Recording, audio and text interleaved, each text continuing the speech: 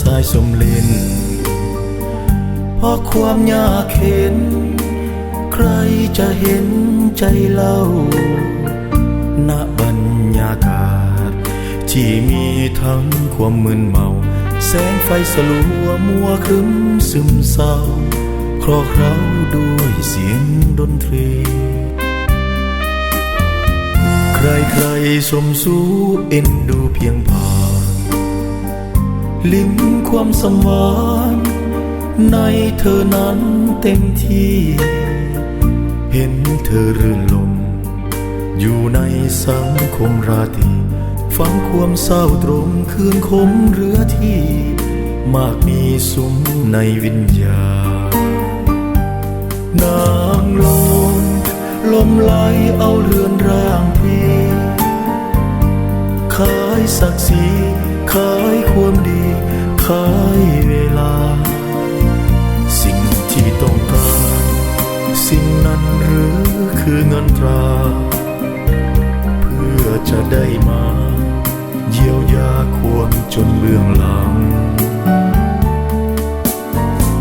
ในดวงใจฉันต้องการเพียงกายแม้เธออยากร้ายเป็นสไนก็ช่างรักเธอด้วยใจเลื่อยไปไม่มีวันจากเพราะใจเจ้างามสามนั้นเพียงล่างโอ้นางโล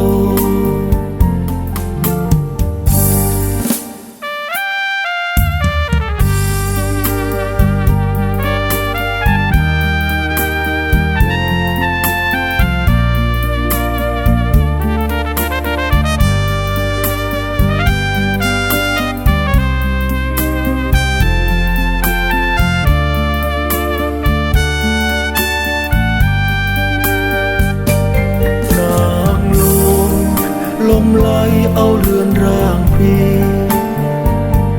ขายศักดิ์ศรีขายความดีขายเวลา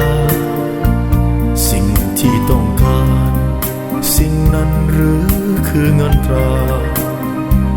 เพื่อจะได้มาเยียวยาความจนเลือนหลังในดวงใจฉันต้องการเพียงกายแม้เธออยากร้าย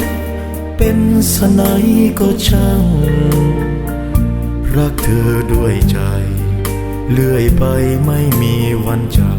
เพราะใจเจ้าให้ทุกท่านได้ไปท่องเที่ยวพร้อมด้วยการที่ว่าไปไทยโฮมเช่นเดียวกันเพราะว่าแหล่งท่องเที่ยวของพวกเรานี่จะเป็นอีกหนึ่งแหล่งท่องเที่ยวที่ให้ทุกท่านที่มักในการไทยโฮมมักในการท่องเที่ยวสามารถที่ว่ามากันได้ที่ฟาร์มผู้ตะเวนของพวกเราได้เริ่มเปิดตัวอย่างเป็นทางการเริ่มตั้งแต่มื้อนี้ไปกันแล้วใครที่ว่าต้องการพาลูกพาหลานพาด้วยครอบครัวจะทำกันยังมีกิจกรรมอีกหนึ่งคือในวันที่31คือเป็นมื้อ